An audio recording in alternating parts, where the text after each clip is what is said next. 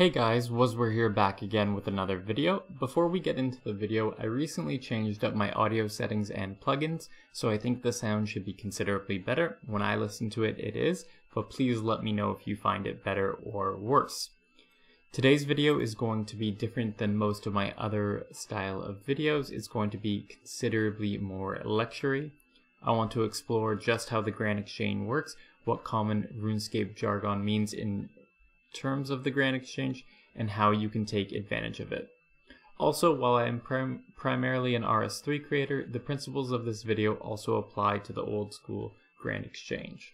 So we have Dave here all kitted out with his Salve Amulet and Nock Staff killing some Edemus, and he happens to get a Blood Necklace Shard. Now Dave wants to sell this Blood Necklace Shard almost right away, so he plops it in the GE for 22 mil. Meanwhile, on another world, we have three other players, Sarah, John, and Dave, who all have a buy offer in for a Blood Necklace Shard. John is buying it at 20 mil. He put this offer in 2 weeks ago. Sarah is buying at 22.5 mil. This offer was only put in about an hour ago. And Dave is buying at 22 mil, and he put this offer in about 2 days ago. For the purpose of this example, let's just assume that these are the three only offers in the game for Blood Necklace Shard, just to ease any sort of confusion. So who gets the shard? Right off the bat, we can eliminate John because his 20 mil offer does not meet the 22 mil price set by Dave. That leaves us Sarah and Jake. Sarah, who has the highest offer at 22.5 mil, or Jake, who has the longest offer in the GE that meets the price set by Dave. So who does it go to? And the GE chose Sarah. The GE will always find the highest available offer that is pending and sell it to that person. The only time that how long the offer has been in comes into consideration is when two people have identical prices. So in this example, if Sarah and Jake both had 22.5 mil, then the item would have gone to Jake because his offer would have been in longer. This is why it's so common for people to put in random numbers and not whole numbers when doing GE offers, so that way it's very unlikely that two people will have identical offers. A simple catch-all rule is that the GE will maximize the return you get based on what offer you put in. So for example, selling a Torva plate body for 80 mil, the GE will scan every available offer that is at least 80 mil and give you the highest one. If no one has a buy offer that is above 80 mil or 80 mil, it will sit there waiting for one. The same concept applies to the inverse when buying an item. If you put in an offer to buy a Virtus body at 30 mil, it will scan every single sell offer for Virtus that is below 30 mil and give you the lowest one. If no one has a sell offer that is below 30 mil, it will sit there waiting for one. As a whole, the concept is if you sell something immediately, you are giving up part of the value to sell it right away and get your money right away. And if you buy something immediately, you are overpaying to get the item right away. The biggest lesson I can take away is that if an item currently isn't buying, that means there isn't a single person in the entire game selling that item at that price right now. Either wait or keep increasing that price. Now we're going to move into phase 2 of the video where we go over some Grand Exchange jargon that will make no sense if you have no idea what RuneScape is. But first we have the guide price, which is the current market price of the item. It's the price that shows up on the Grand Exchange or when you examine an item. This is not actually what it's being traded for. It's determined by the average sell price of the previous day up to a maximum change of plus or minus 5%. So it usually lags behind what the actual price is. Now to see what the actual price of an item is, we call that instant buy.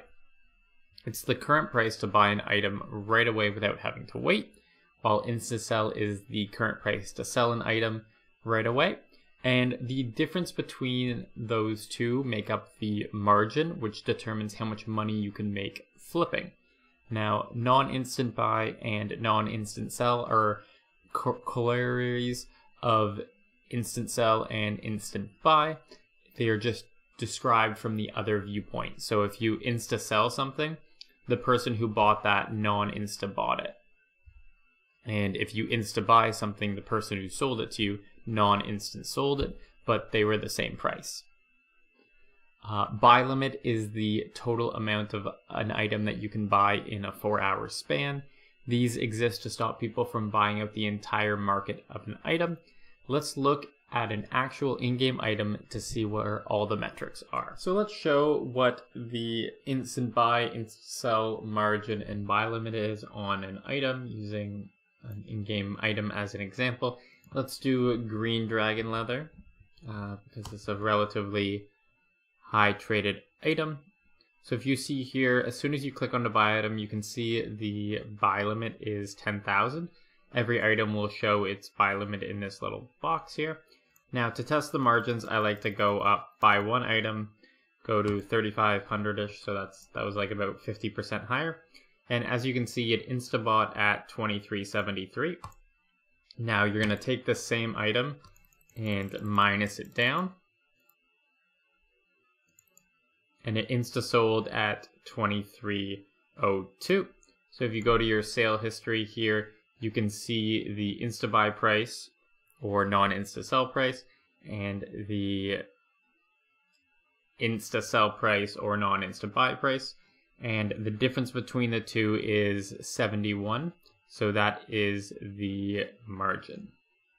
So take our 4 players above. John wants to sell his 100 black dragon leather that he just made, but no one wants to buy it right now at its current market price because no one is training crafting. John can't hold on to the leather because he needs that GP now for other things. Sarah, on the other hand, has some extra GP lying around, so she puts in a low offer for the leather at 3,700. It doesn't matter to her how long it takes to buy or sell because she doesn't actually need the leather or the GP, and it's just a vehicle to make money. She is trying to non-instant buy at the instant sell price. She now has the 100 leather and can put it in a sell price of 3,800 and wait for it to sell. Now, a couple hours later, Jake wants to buy leather for crafting training and he wants it right away. So he buys it at the instant buy price, which is 3,800 as set by Sarah. And then they each get what they want. John gets his money right away, Sarah makes a slight profit, and Jake gets his leather right away. Essentially, Sarah is operating as a de facto bank, lending John the money for his sale until she can find a buyer for him and taking a cut of the sale. A lot of flipping is looking into the kind of items that people will instant buy and not care about the price, and a lot of those are PVM supplies.